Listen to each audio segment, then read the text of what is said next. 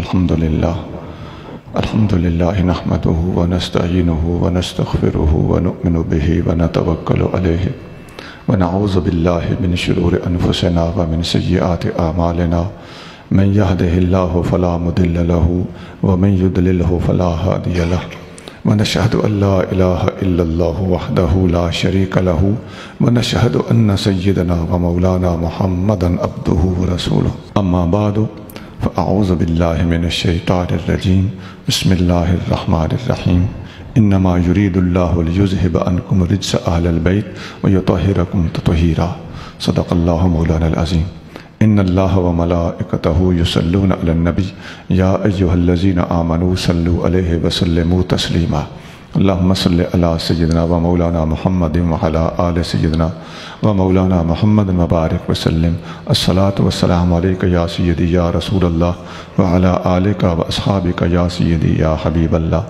محترم المقام حضرات علماء کرام، دیگر بزرگان محترم، برادران عزیز، فقیر کو حضور سیدنا امام حسن رضی اللہ تعالی عنہ کی ہستی کا پاک عنوان گفتگو کے لیے تجویز کیا گیا ہے۔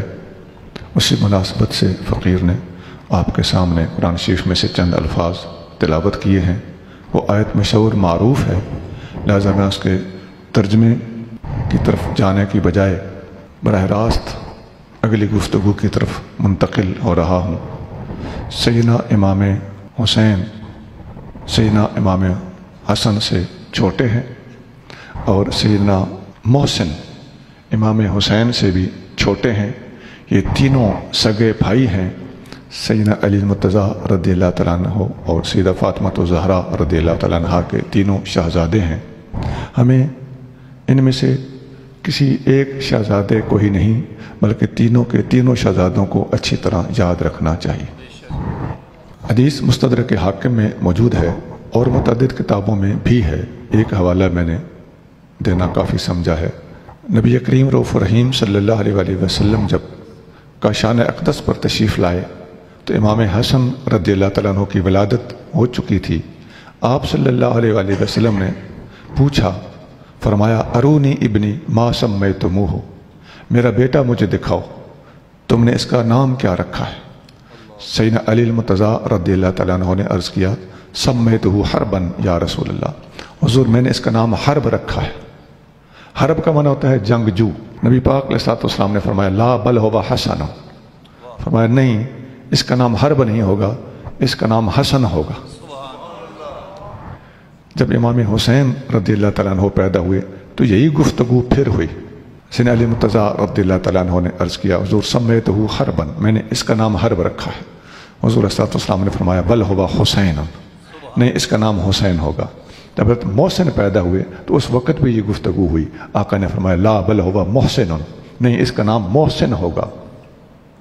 اور آقا علیہ السلام نے فرمایا میں نے ان تینوں کے نام حضرت ہارون علیہ السلام کے تینوں بیٹوں کے نام پر رکھے ہیں۔ ان میں سے ایک کا نام شبر تھا، ایک کا نام شبیر تھا، ایک کا نام مشبر تھا۔ تلفظ پر میں معافی چاہتا ہوں، ہو سکتا ہے کسی کو شبر، شبیر اور مشبر یہ کسی کے ذہن میں بیٹھے ہوئے ہوں، لیکن میں نے حسن، حسین اور محسن کے وزن پر شبر، شبیر اور مشبر یہ تلفظ کیا ہے۔ واللہ عالم، لفظوں کے اور ناموں کے تلفظ میں باقی لوگوں کے ناموں کے تلفظ میں بھی کتابوں میں اختلاف ہوتا ہے۔ یہ جب آقا صلی اللہ علیہ وآلہ وسلم نے وضاحت فرمائی کہ نام حرب نہیں بلکہ حسن، حسین اور محسن ہوں گے، تو سیدنا علی مرتضیٰ رضی اللہ تعالیٰ نے جو نام تجویز فرمائے تھے، آقا علیہ السلام نے ان کی جگہ پر ان پاک ناموں کو ترجیح دی اور ساتھ یہ وضاحت فرما دی کہ میں نے حضرت ہارون علیہ السلام کے بیٹوں کے ناموں پر یہ نام رکھے ہیں۔ سیدنا علی مرتضیٰ رضی اللہ تعالیٰ عنہ کو آقا علیہ السلام نے تعلیم دے دی اور مسئلہ بتا دیا کہ اپنی اولادوں کے نام اچھوں کے ناموں پر رکھنے ہوتے ہیں۔ اس لیے سیدنا علی مرتضیٰ رضی اللہ تعالیٰ عنہ نے ان کے بعد جتنے شہزادے پیدا ہوئے ان کے نام اچھوں کے ناموں پر رکھے، اور کسی کا نام ابو بکر رکھا، کسی کا نام عمر رکھا، کسی کا نام عثمان رکھا۔ اور یہ جو حرب نام تھا یہ بھی پیارا نام تھا، یہ اس زمانے کے لحاظ سے اس قسم کے نام رکھے جاتے تھے۔ وہ زمانہ تھا قبائلی اور آپس میں لڑائی جھگڑے کے دور کا وہاں پر منظر تھا، تو اس زمانے میں لوگ ایسے نام رکھا کرتے تھے۔ یہ کوئی عیب کی بات نہیں ہے۔ دیکھیے کسی کا نام آپ پڑھتے ہوں گے کتابوں میں، جبل، پہاڑ۔ اب آج کل کے ماحول میں دیکھو گے تو آپ سوچو گے کہ یہ بھلا کیا نام ہے، لیکن اس زمانے میں بیٹھ کے یا اس کو چشم تصور میں لاتے ہوئے آپ دیکھو گے تو اپنی جگہ سے نہ ہلنے والے کو پہاڑ کہتے ہیں۔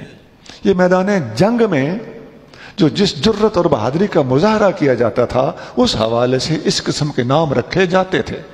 تو ابو سفیان بن حرب یہ ایک نام تھا۔ ایسے ہی کسی کا نام موسیٰ، موسیٰ علیہ السلام کا نام ایک پیغمبر کا بھی نام ہے۔ حضرت امام موسیٰ کاظم رضی اللہ تعالیٰ عنہ کا اسم گرامی بھی موسیٰ ہے، لیکن آپ اس نام کا معنی لغت کی کتابوں میں دیکھو گے تو آپ پریشان ہو جاؤ گے، لیکن جب دیکھو گے کہ ہمارے پیاروں کا یہ نام ہے تو آپ کی پریشانی دور ہو جائے گی۔ ہم نے لغت کو کیا کرنا ہے، ہم نے نسبت کو دیکھنا ہے کہ ہمارے پیاروں نے یہ نام رکھا ہے، یہ نام ہم چومیں گے بھی اور آنکھوں سے بھی لگائیں گے۔ نبی کریم صلی اللہ علیہ وآلہ وسلم کے آباء و اجداد میں سب ایمان والے ہیں، ہمارا ایمان ہے، تو ان میں کسی کا نام مرہ ہے، کسی کا نام کلاب ہے، اس کو آپ کلاب پڑھیں یا کلاب پڑھیں، جو بھی تلفظ ہے وہ الگ بات ہے، لیکن اس کو آپ لغت میں دیکھیں گے تو اس کا معنی عجیب و غریب ہوگا، لیکن جب آپ دیکھو گے کہ ہمارے پیاروں کے نام ہے تو آپ کو وہ تعجب اور وہ غرابت ختم ہو جائے گی، اس لیے کہ ہم نے یہ نہیں دیکھنا کہ لغت کیا بتاتی ہے، ہم نے یہ دیکھنا کہ اس نام کا تعلق کس پاک ہستی سے ہو گیا ہے۔ یہ میں نے بہت ساری مثالیں دے دی۔ ایسے ہی لغت کی کتابوں میں معاویہ کا معنی کچھ ہو، عثمان کا معنی کچھ ہو، لیکن جن لوگوں کو ان ناموں پر لغت کے حوالے سے اعتراض ہے، ان لوگوں کو ان ناموں کے اوپر بھی لغت کے حوالے سے بھی اعتراض کرنا پڑے گا۔ سنی کو کوئی مسئلہ نہیں، اس لیے کہ ہم سنیوں کو تو کسی نام پر، ان میں سے کسی نام پر کوئی اعتراض نہیں۔ دیکھیے پڑھے لکھے لوگ خود بات کو سمجھیں۔ اب حسن کا معنی کیا ہوتا ہے؟ حسن کا معنی ہوتا ہے خوبصورت۔ یہ صرف نام میں ابتدائی طالب پڑھتے ہیں، رجل حسن، خوبصورت مرد۔ اب آقا علیہ الصلوۃ والسلام نے اپنے پیارے نواسے شہزادے کا نام رکھا سونا، خوبصورت۔ اب حسین کا معنی کیا ہوتا ہے؟ چھوٹا خوبصورت۔ اور ذرا غور سے سننا، خوبصورتی میں چھوٹا نہیں، خوبصورت حسن جتنا ہی ہے لیکن عمر میں چھوٹا ہے، اسے کہتے ہیں نکا سونا۔ تو حسن کا معنی خوبصورت اور حسین کا معنی چھوٹا خوبصورت، اور دونوں کی جوڑی چونکہ اپنی عمر کی انتہاؤں کو پہنچے، بڑی عمریں پائیں، دونوں کی جوڑی کو حسنین کہتے ہیں۔ حسنین اس کا معنی ہوتا ہے دو حسن، حالانکہ ایک حسن ہے دوسرے حسین ہیں، تو حسنین کہا گیا ہے، حسینین نہیں کہا گیا۔ کیوں؟ دو حسین نہیں کہے جا سکتے تھے، دو حسن کہے جا سکتے تھے، اس لیے کہ جب دو کا کسی بھی خوبصورت جوڑی کا اکٹھا ذکر کیا جاتا ہے تو جو ان میں غالب ہوتا ہے اس کا تثنیہ بنایا جاتا ہے۔ حسن غالب ہیں اس لیے حسنین کہا گیا ہے۔ حسین حسن سے چونکہ عمر میں چھوٹے ہیں اس لیے حسینین نہیں کہا گیا۔ اس کی مثال جیسے والدین کہا جاتا ہے، والد دو والد ہوں تو والدین ہوتا ہے، حالانکہ دوسری والدہ ہے دوسرا والد نہیں ہے۔ کیوں؟ اس لیے کہ والد غالب ہوتا ہے والدہ پر۔ اچھا، اب جب حسن حسین سے بڑے ہیں رضی اللہ تعالیٰ، تو ان کا ذکر بھی ذرا بڑا ہونا چاہیے تھا کہ نہیں؟ تغلیب ان کو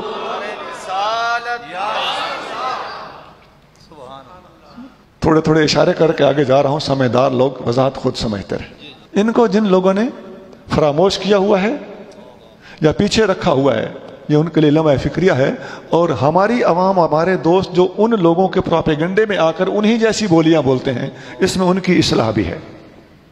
اب آئیے امام حسن رضی اللہ تعالیٰ عنہ کی 5 شانوں کی طرف۔ نبی کریم رؤوف الرحیم صلی اللہ علیہ وآلہ وسلم نے امام حسن رضی اللہ تعالیٰ عنہ کو خود آپ کے کان مبارک میں اذان پڑھی ہے۔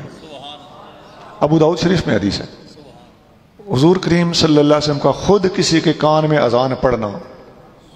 اب ایسی ہستیوں کے قریب شیطان کا کیا کام؟ جس کے کان میں حضور خود اذان پڑھیں صلی اللہ علیہ وسلم۔ اور امام حسن کے بارے میں منقول ہوا، اب خود سوچئے جب آقا علیہ السلام نے امام حسن کے کان مبارک میں خود اذان پڑھی ہے، تو امام حسین رضی اللہ عنہ کے بارے میں کسی کتاب میں نبی آیا ہو تو خود بخود سمجھ آتا ہے کہ ان کے کان میں بھی یقیناً حضور نے خود اذان پڑھی ہوگی۔ وہ جو 5 شانیں میں بتانا چاہ رہا تھا، ان میں سب سے پہلی شان ہے امام حسن صحابہ اکرام میں شامل ہے، دوسری شان ہے امام حسن اہل بیت میں شامل ہے، تیسری شان ہے اہل بیت کے اندر بھی 5 تن پاک ان میں شامل ہیں، اور 5 تن پاک میں بھی پھر حسنین کی جوڑی میں امام حسن شامل ہیں، اور پھر حسنین کی جوڑی کے علاوہ امام حسن کے الگ انفرادی جداگانہ فضائل بھی حدیث کی کتابوں میں موجود ہیں۔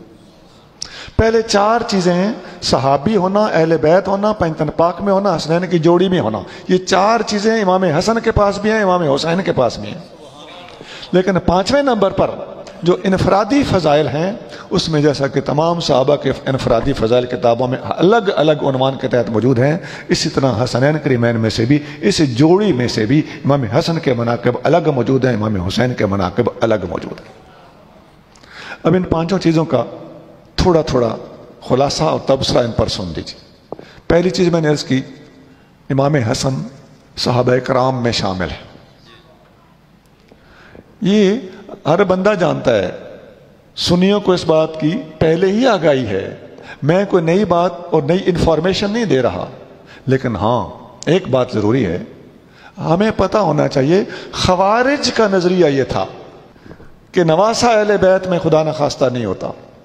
خوارج کا نظریہ یہ تھا، امام حسن 8 سال کے تھے، امام حسین 7 سال کے تھے، تو انہوں نے اس وقت وصال فرمایا آقا کریم صلی اللہ علیہ وسلم نے، تو اس وقت تو حسنین کریمین خوارج کے بقول نابالغ تھے، لہذا خوارج کے نزدیک ان کی صحابیت ثابت نہیں ہے، لیکن اہل سنت کہتے ہیں کہ 1 سال کے بچے نے بھی اگر حضور کو دیکھا ہے تو صحابی بن گیا۔ اور یہاں پر لمحہ فکریہ ان لوگوں کے لیے بھی ہے جو صحابی ہونے نہ ہونے کے حوالے سے اپنے ذاتی پیمانے اٹھائے پھرتے ہیں۔ اگر خوارج کے نزدیک حسنین کریمین صحابی نہیں ہیں تو پھر اسی طرح روافظ کے نزدیک حضرت میر معاویہ صحابی نہیں ہے، وہ کہتے ہیں کہ ساتھ اتنی جنگیں لڑیں تب صحابیت ثابت ہوتی ہے، اتنا عرصہ مسلسل حضور کے ساتھ رہیں تب صحابیت ثابت ہوتی ہے۔ گویا خوارج اور روافظ ملتی جلتی بولیاں بولتے رہتے ہیں، اہل سنت کے نزدیک ایک دن بھی کسی نے حضور کو دیکھا، ایک نظر بھی کسی نے حضور کو اسلام کی حالت میں دیکھا، اور 7 سال کی عمر اور 8 سال کی عمر تو بڑی عمر ہے، 1 سال کی عمر میں بھی، چھوٹی سے چھوٹی عمر میں بھی اگر نبی کریم صلی اللہ علیہ وآلہ وسلم کو دیکھ لیا تو صحابیت ثابت ہو گئی۔ ایمان سے سوچئے اہل سنت کا نظریہ زیادہ مؤدبانہ ہے کہ نہیں؟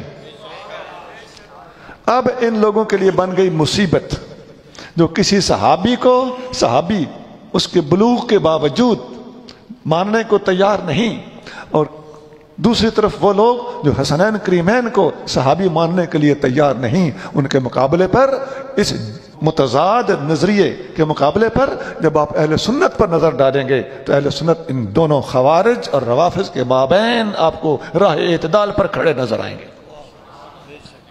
اور ان لوگوں کا علاج بھی یہی ہے، اگر کوئی خارجی اپنا نظریہ پیش کرے تو اہل سنت کو اتنا طاق اور اتنا ہوشیار ہونا چاہیے کہ اس خارجی کے مقابلے پر ہمیں پتہ ہونا چاہیے کہ اس کے مقابلے پر رافضیوں کا کیا نظریہ ہے، اس کو رافضیوں والا نظریہ دکھاؤ، اور رافضی اگر کوئی ایسی غلطی کرے، ایسی بدعقیدگی کا مظاہرہ کرے، اس کو خارجیوں والا نظریہ دکھاؤ، اور اپنا درمیان میں ہونا اور معتدل راہ پر ہونا یہ دکھاؤ، اور یقین کر لیجئے کہ ان لوگوں کا علاج بھی یہی ہے کہ شیشے میں جا کے دیکھیے عکس جمال خود، اس کے بغیر آپ کا سنورنا محال ہے۔ عکس جمال خود، اس سے میری مراد ہے خارجیوں کو رافضیوں والا شیشہ دکھاؤ اور رافضیوں کو خارجیوں والا شیشہ دکھاؤ، اہل سنت کی حقانیت خود بخود ظاہر ہو جائے گی۔ ایک بندہ میرے پاس آیا، ڈبل ایم اے تھا، پڑھا لکھا تھا، اسکول ٹیچر تھا، کہنے لگا میری والدہ اس طرف ہے، میرا باپ اس طرف ہے، تو میں رافضی بنوں یا سنی بنوں؟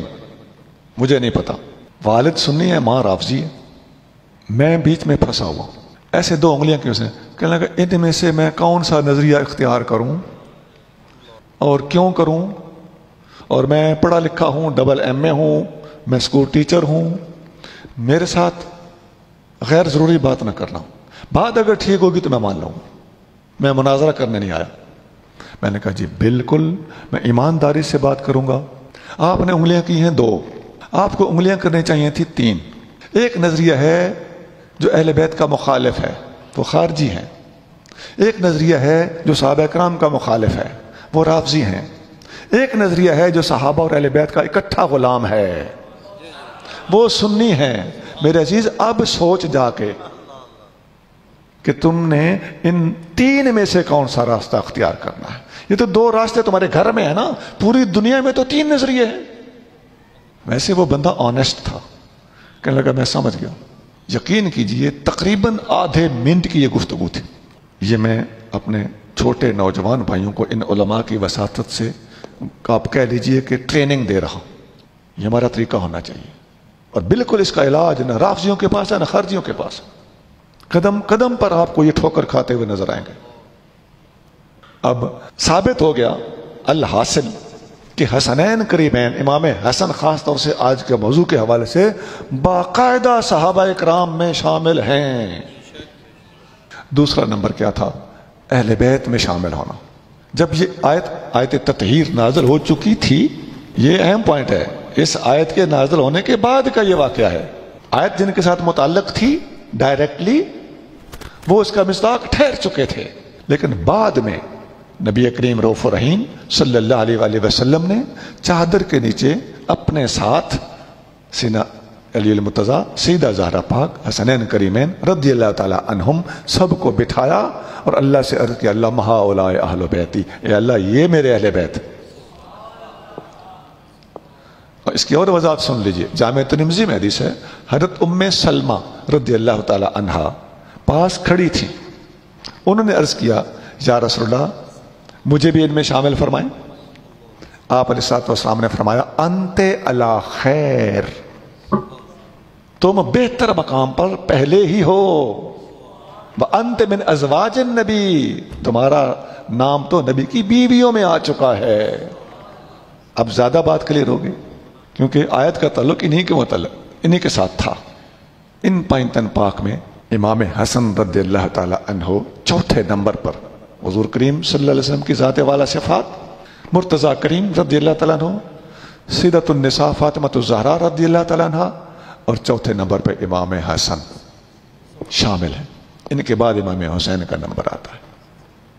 یہ ہو گئے جی آپ کی شان کے 3 پہلو۔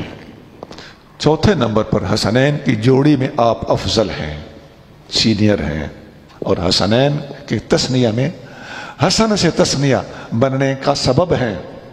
حدیثوں میں ان دونوں پیاروں کے بارے میں الگ سے بھی حدیثیں اکٹھی جن میں ان دونوں کا اکٹھا تذکرہ مبارک ہو۔ صحیح بخاری میں حدیث ہے، نبی کریم صلی اللہ علیہ وآلہ وسلم نے ارشاد فرمایا ہما ریحانتای من الدنیا، حسن اور حسین اس دنیا میں دونوں میری خوشبوئیں ہیں۔ کیا مطلب؟ حسن کو سونگو گے میری خوشبو آئے گی، حسین کو سونگو گے میری خوشبو آئے گی۔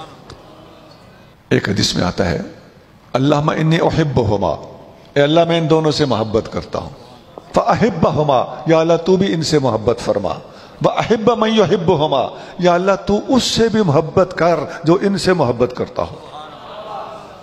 یہ اکٹھے تذکرے۔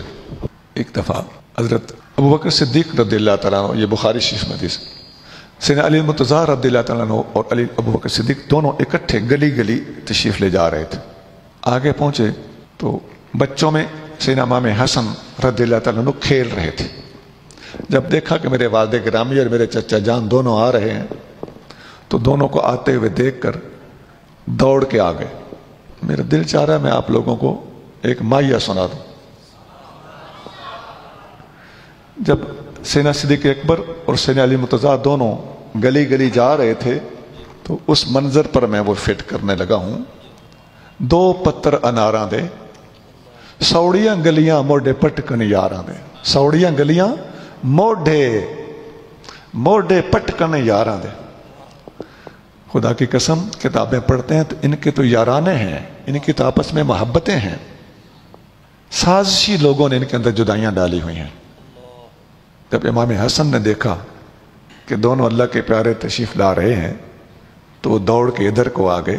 اب آپ سوچئے علی المرتضیٰ رضی اللہ تعالیٰ عنہ کو ان کو پکڑ کے اٹھا لیتے تو بات سجتی تھی، لیکن حدیث بخاری میں ہے ابوبکر صدیق نے آگے بڑھ کے امام حسن کو اٹھا لیا۔ پیار ہو تو ایسا ہو۔ اس ماحول اور اس صورتحال پر نفسیاتی جائزہ لیتے ہوئے ذرا غور کیجیے، صدیق اکبر آگے کیوں بڑے ہوں گے؟ اظہار محبت کے لیے۔ حضرت علی المرتضیٰ رضی اللہ تعالیٰ عنہ نے ان کو امام حسن کو اٹھا لینے کا چانس اور موقع کیوں دیا ہوگا؟ اظہار محبت کے لیے۔ اور انہوں نے جب اٹھا لیا تو وہ بولے کیا؟ بے ابی، میرے ماں باپ قربان ہوں، شبیہ بن نبی صلی اللہ علیہ وآلہ وسلم ولیس بشبیہ بعلی، میرے ماں باپ قربان ہوں، صورت دیکھو تو بالکل نبی پاک پر گیا ہے، اپنے والد پر نہیں گیا۔ اب ذرا پیچھے غور کیجئے نا، حضور صلی اللہ علیہ وسلم فرماتے ہیں حسن اور حسین میری خوشبوئیں ہیں، تو امام حسن حضور کا نقشہ پیش کرتے تھے۔ جامع ترمذی میں حدیث ہے، سیدنا علی المرتضیٰ رضی اللہ تعالیٰ عنہ فرماتے ہیں کہ حسن ناف سے اوپر حضور سے بالکل ملتا جلتا ہے، اور حسین ناف سے نیچے حضور سے زیادہ ملتا جلتا ہے۔ ویسے دونوں حضور پر تھے، لیکن نسبتاً زیادہ امام حسن ناف سے اوپر اور نسبتاً زیادہ امام حسین ناف سے نیچے حضور سے زیادہ مشابہت رکھتے تھے۔ حدیث میں آتا ہے، حضرت انس بن مالک اس کو روایت کرتے ہیں، وہ بھی یہاں میں برکت کے لیے سنا دیتا ہوں، چونکہ دونوں حضور کی خوشبوؤں کے حوالے سے میں بات کر رہا ہوں۔ تو ایک خوشبو تو میں نے بتا دی کہ نرا حضور کا حلیہ پیش کر رہے تھے۔ دوسرے نمبر پر انس بن مالک صحیح بخاری میں حدیث موجود ہے، روایت کرتے ہیں کہ جس وقت کوفہ میں عبید اللہ بن زیاد کے دفتر میں سیدنا امام حسین رضی اللہ عنہ کا کٹا ہوا سر مبارک رکھا گیا تو وہ چھڑی کے ساتھ چھیڑ کر کچھ بے ادبی بدتمیزی کے لفظ بولنے لگا کہ بڑے خوبصورت ہو، ایسے لفظ اس نے بولے۔ تو حضرت انس رضی اللہ تعالیٰ عنہ فرماتے ہیں کہ جب اس نے یہ لفظ بولے نا کہ بڑے خوبصورت ہو، تو میں نے اس دفتر میں نظر دوڑا کے ہر ایک بندے کو دیکھا تو واقعی امام حسین کا چہرہ سب سے زیادہ حسین تھا، اور جتنے لوگ ادھر کھڑے تھے کسی کی صورت بھی حضور جیسی نہیں تھی۔ حضور کی صورت دیکھنی ہو تو حسین کا کٹا ہوا سر حضور کا نقشہ پیش کر رہا تھا رضی اللہ تعالیٰ۔ ایسے ہی اس جوڑی کے بارے میں، حسنین کریمین کی جوڑی کے بارے میں کثرت سے احادیث موجود ہیں، لیکن اس کے بعد جو 5واں نمبر آتا ہے امام حسن رضی اللہ تعالیٰ عنہ کا اکیلا اور منفرد تذکرہ، ذکر خیر۔ حدیث کی کتابوں میں آپ کے بارے میں جو الگ الگ ایک ایک کر کے حدیث موجود ہے، ان حدیثوں کے اندر ایک حدیث میں آتا ہے کہ ایک دفعہ نبی کریم صلی اللہ علیہ وآلہ وسلم نے امام حسن کو بھی اٹھایا ہوا تھا اور حضرت اسامہ بن زید کو بھی اٹھایا ہوا تھا۔ ایسا بھی ہوا ہے حضرت اسامہ بن زید بھی نبی کریم صلی اللہ علیہ وسلم کے اہل بیت میں شامل ہیں، ڈائریکٹلی آپ صلی اللہ علیہ وسلم کا خود ارشاد ہے کہ اسامہ اہل بیت میں سے ہے۔ جامع ترمذی میں حدیث ہے، کیونکہ انہوں نے حضور کے گھر میں ہی ولادت پائی، حضور صلی اللہ علیہ وسلم کے گھر میں ہی پلے بڑے، گھر میں ہی جوان ہوئے، حضور نے ان کا نکاح کیا۔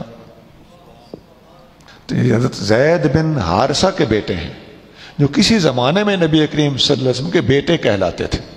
تو ان دونوں کا تذکرہ اکٹھا حدیثوں میں موجود ہے۔ نبی کریم صلی اللہ علیہ وآلہ وسلم نے ایک کو ایک ران پہ دوسرے کو دوسرے ران پہ بٹھایا ہوا تھا، آپ صلی اللہ علیہ وسلم ان سے لاڈ کر رہے تھے۔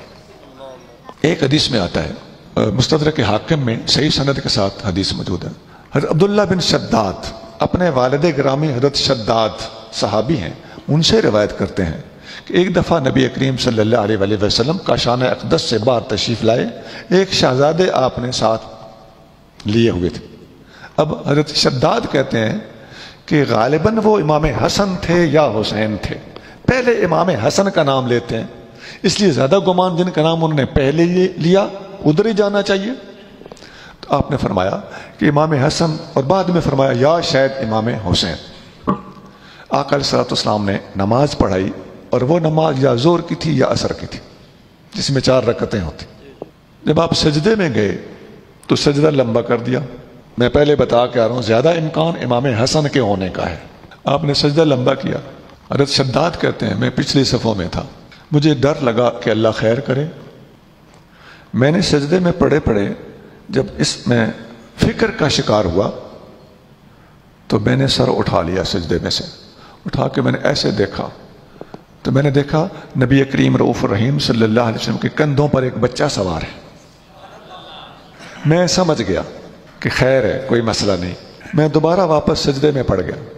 یہاں ایک بات پہ غور کرتے چلتے ہیں کہ امام صاحب امامت کرا رہے ہیں اور آج کے زمانے کی میں بات کرنے لگا ہوں. ہم پیچھے سے سر اٹھا کے دیکھیں نماز ٹوٹ جائے گی کہ نہیں, لیکن حضور کے دیکھنے سے نماز نہیں ٹوٹتی. پھر جب سلام پھرا تو صحابہ کرام نے پوچھا یا رسول اللہ خیر ہو, احدث امر فی الصلاۃ او کان یوحا الیک, کیا نماز میں کوئی نیا حکم آ گیا ہے یا آپ پر وحی آنے لگ گئی تھی؟ آپ نے سجدہ مبارک لمبا کیوں فرمایا؟ یہ سمجھنے کے لیے صحابہ نے عرض کیا. آقا کریم صلی اللہ علیہ وآلہ وسلم کے الفاظ سنیے. فرمایا کل ذالک لم یکن, نہ کوئی وحی آئی تھی نہ کوئی نماز کے اندر کوئی تبدیلی آئی ہے. کل ذالک, یہ سب کچھ لم یکن نہیں ہوا, اس میں سے کچھ بھی نہیں ہوا. اب آپ دیکھیے آج کل جو تشریحات پیش کی جاتی ہیں کہ آپ نے اتنی بار پڑھا, 72 بار پڑھا اور یہی وہ سبب ہوا, ایسا کچھ نہیں ہے. کل ذالک لم یکن, یہ لوگوں کی اپنی تشریحات ہیں. اللہ تعالیٰ ایسے دوستوں کو ہدایت عطا فرمائے. نبی کریم صلی اللہ علیہ وسلم کی طرف ایسی باتیں منسوب اپنے طرف سے گھڑ گھڑ کے نہیں کرنی چاہیے, اور وہ تو غالب گمان کے مطابق اور روایت کے پہلے لفظ کے مطابق تھے بھی, اغلب یہی ہے وہ تھے بھی امام حسن.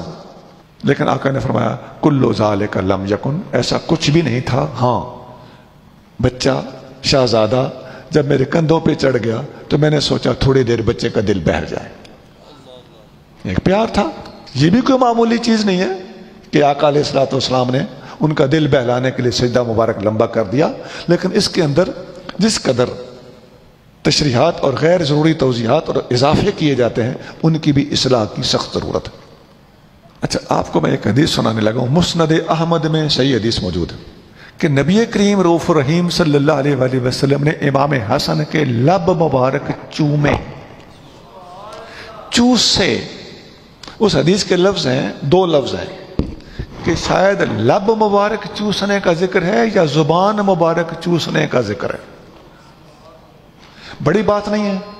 آقا علیہ الصلوۃ والسلام جس نواسے کے ہونٹ یا زبان مبارک چوس رہے ہوں, بہت بڑی فضیلت ہے. اچھا جی, یہ تو حدیث ہوگی, بڑی پیاری حدیث ہوگی. آقا کریم صلی اللہ علیہ وسلم کا اپنے اس پیارے نواسے کے ساتھ حب اور محبت کی انتہا ہو گئی.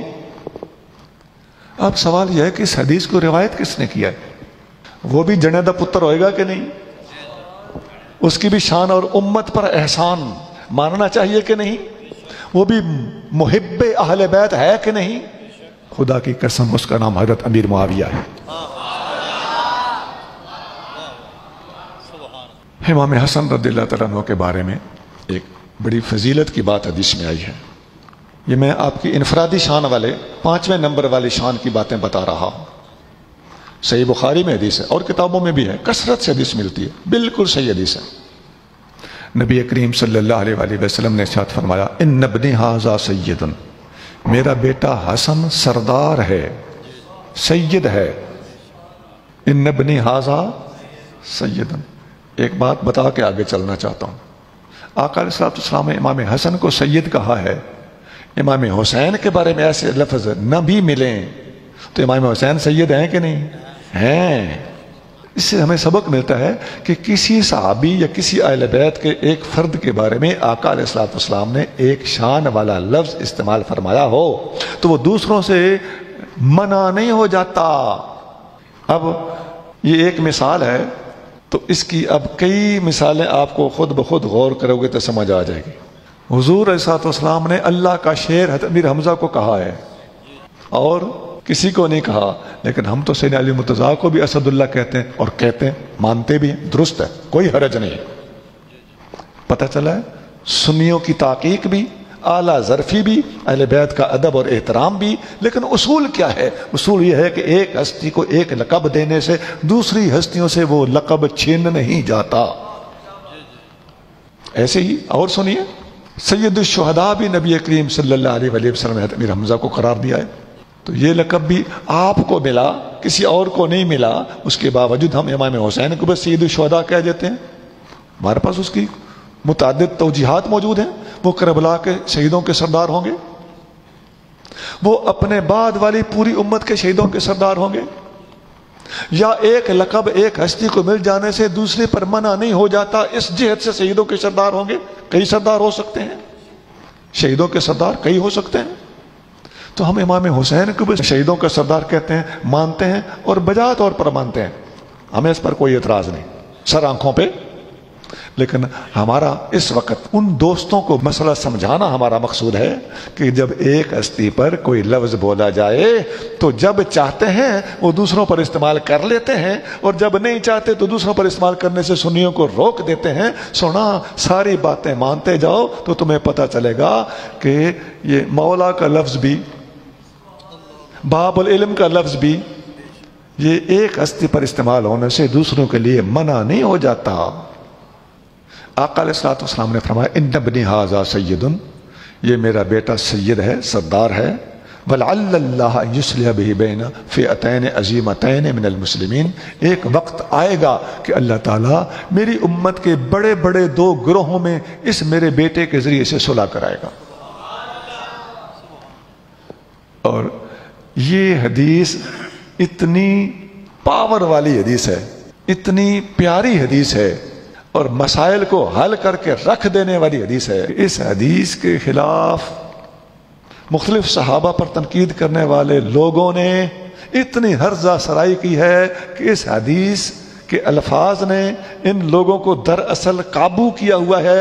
یہ حدیث پاک ان کو ہلنے نہیں دیتی، اور یہ ہلنا چاہتے ہیں، یہ بہت کچھ اس حدیث کے خلاف بولنا چاہتے ہیں۔ ان لوگوں کے اندر بڑی تکلیف ہے، اس لیے اس حدیث کے ہوتے ہوئے طرح طرح کی توجیحات، تعویلات اور طرح طرح کی صلح حسن کے نام پر کتابیں لکھتے چلے جا رہے ہیں، لیکن بن نہیں پڑتی نبی کریم صلی اللہ علیہ وسلم کا صرف یہ ارشاد سادہ ترجمے کے ساتھ بھی حضور کی امت کو جب ہم سناتے ہیں، خدا کی عظمت کی قسم پورے کے پورے حال سبحان اللہ کی آواز کے ساتھ گونجنے لگتے ہیں۔ یہ دو فوجیں جن کے ذریعے سے امام حسن رضی اللہ تعالیٰ عنہ وہ جو صلح کرائی تھی، اور ان کو یہ سید کا لقب حضور نے دیا تھا، اور یہ صلح کا اعزاز جس ہستی کو ملا تھا امام حسن ہے، اور وہ دو فوجیں، ایک فوج امام حسن کی ہے، دوسری فوج امیر معاویہ کی ہے۔ ان دونوں کے درمیان حضور فرماتے ہیں دونوں مومن ہوں گے، فئتین من المسلمین، مسلمانوں کے دو فئہ ہوں گے، دو گروہ ہوں گے، دو لشکر ہوں گے، ان کے درمیان صلح کروائے گا۔ دونوں گروہوں کو مسلمان ہونے کا اعزاز اور لقب اور سرٹیفکیٹ خود نبی کریم صلی اللہ علیہ وسلم نے دے دیا ہے، لیکن جو لوگ ان کو مسلمان نہیں مانتے ان کے لیے یہ حدیث راستے کا ایک رکاوٹ بنی ہوئی ہے۔ یہ اکیلے امام حسن کی شان میں باتیں عرض کر رہا ہوں۔ ایک حدیث صحیح بخاری میں اور موجود ہے، نبی کریم صلی اللہ علیہ وسلم سیدہ زہرا پاک رضی اللہ تعالیٰ عنہا کے کاشانہ اقدس پر تشریف لے گئے تو آقا علیہ الصلوۃ والسلام نے دیکھا کہ امام حسن سامنے نہیں ہے۔ آپ اس وقت ننھے تھے بالکل، ظاہر ہے آقا علیہ الصلوۃ والسلام کے وصال کے وقت تک تو وہ 8 سال کے تھے۔ جب تشریف لے گئے تو آپ نے دیکھا اور آپ نے اینہ لکا، ننھا کہاں ہے؟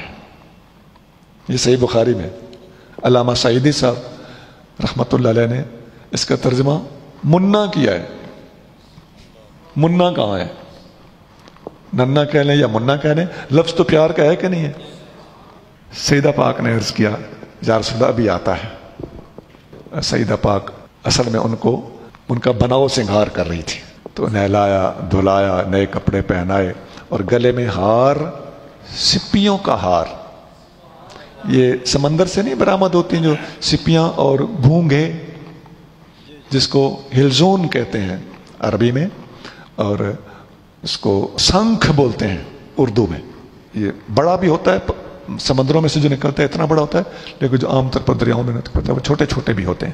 تو وہ جو چھوٹے چھوٹے ہوتے ہیں ان کے ہار بنا کر زمانے میں پہنائے جاتے تھے۔ تو امام حسن رضی اللہ عنہ کو سجا دھجا کر خوبصورت خوشبو لباس اور ہار مبارک پہنا کر آقا کریم صلی اللہ علیہ وسلم کے پاس ان کو جب بھیجا گیا تو وہ دوڑ کے نبی کریم صلی اللہ علیہ وسلم کے سینہ مبارک کے ساتھ گپ کر کے لگ گئے.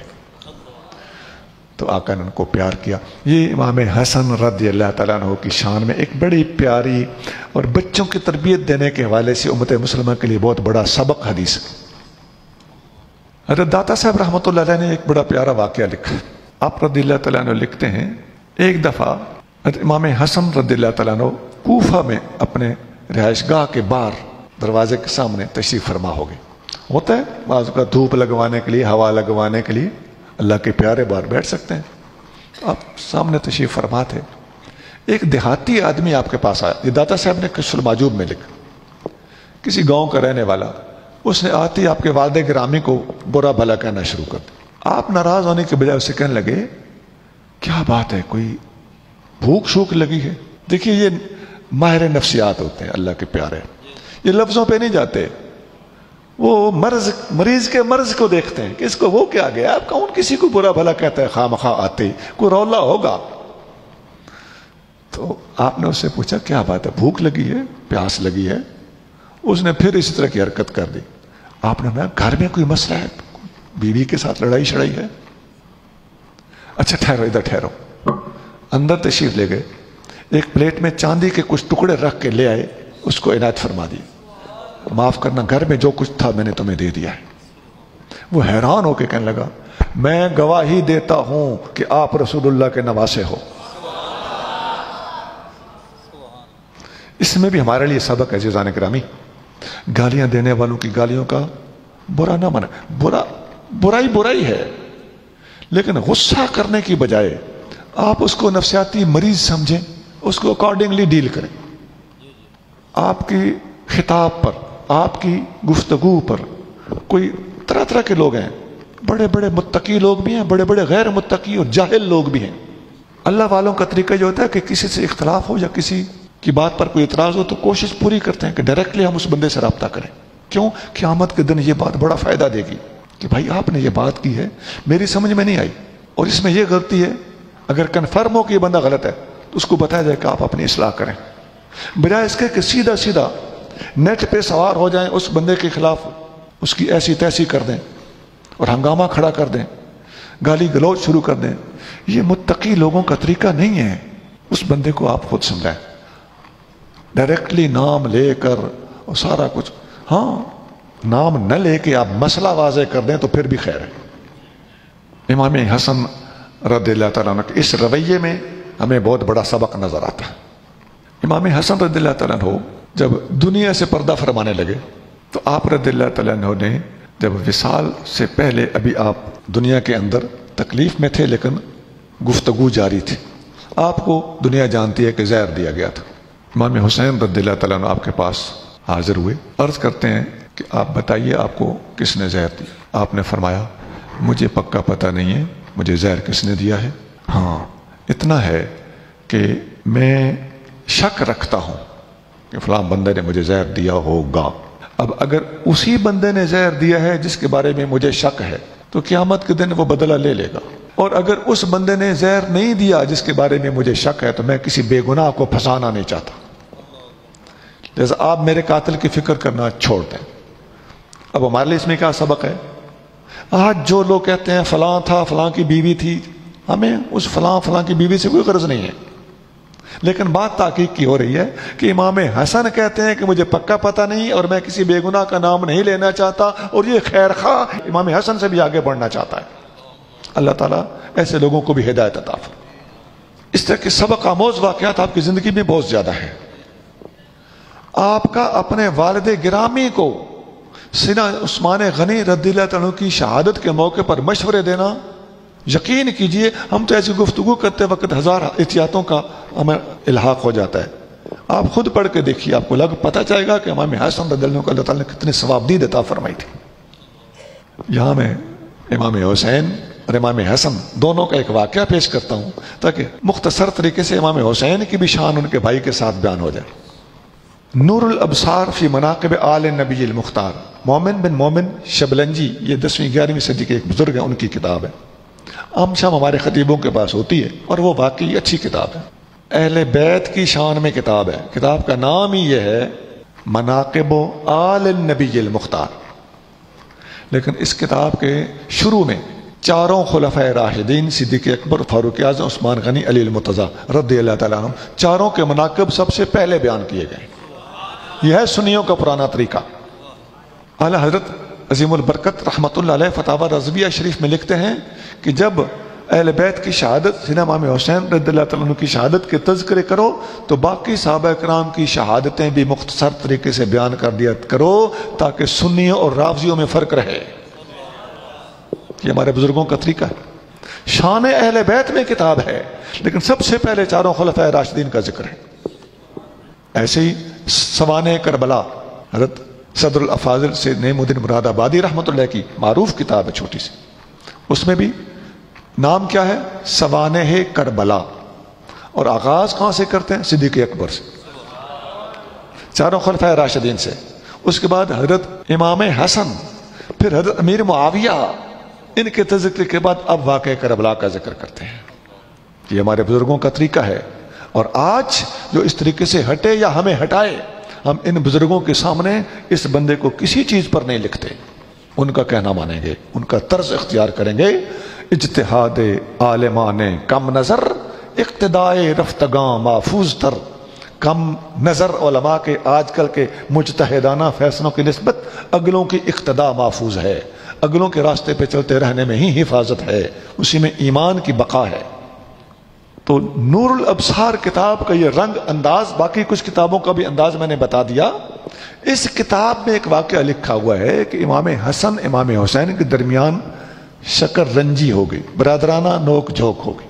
اچھا، اب ان کے درمیان میں کتنے محتاط الفاظ بول رہا ہوں؟ برادرانہ نوک جھوک، شکر رنجی.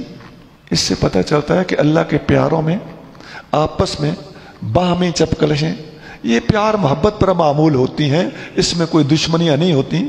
کسی ایک کو غلط، دوسرے کو صحیح، ایک کو گناہگار، دوسرے کو بے گناہ کہنا یہ ہمارے بس کا کام نہیں ہے، نہ یہ ہماری ڈیوٹی ہے، نہ ہی ہمیں اتنا زبان دراز ہونا چاہیے.